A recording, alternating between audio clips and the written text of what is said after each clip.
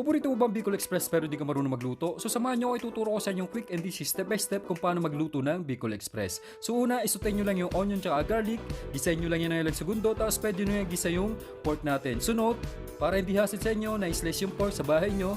So pwede nyo na ipa-slice sa tendero o tendera sa palengke, sabihin nyo pang Bicol Express, so automatic i-slice na nila yan into bite size. So maglagay lang kayo ng paminta, halu-haluin nyo lang yan, so pwede nyo nang ilagay yung inyong bagoong. So dito mga idol, kapag nagluluto ako ng Bicol Express, sinasabay ko na sa gisa yung bagoong para manood na yung lasa ng bagoong sa ating karne. So maglagay lang kayo ng tubig, tapos lutuin nyo lang yan ng at least 20 to 25 minutes.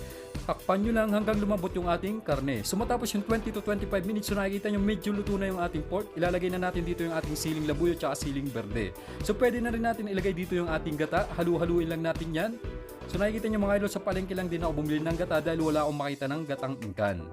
So paluto na tong Bicol Express natin mga idol, lulutuin pa natin to ng another 10 minutes para medyo lumambot at sumiksik yung lasa ng gata sa ating karne. So titimplahan lang natin to ng salt at konting patis para mas lumasa pa yung ating Bicol Express. So dito pala mga idol, naglagay din ako isang beef cubes, dagdag lasa para lalong sumarap pa yung ating ulam. So dito mga idol, naglagay ako ng 1 tablespoon ng asukal pambalanse sa alat tsaka anghang at tamis ng ating Bicol Express.